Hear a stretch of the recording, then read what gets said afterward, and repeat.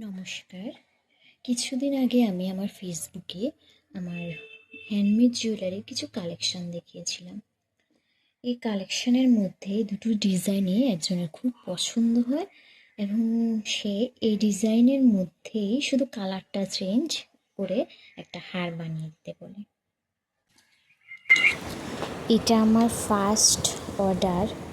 খুব ভালো লাগছিল কাজটা করতে করতে।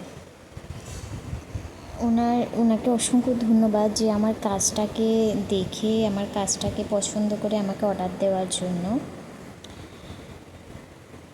উনি চেয়েছিলেন ওনার হারটা স্কাই ব্লু করতে, তাই ওনার পছন্দ মতো কালারে ওটাই করলাম।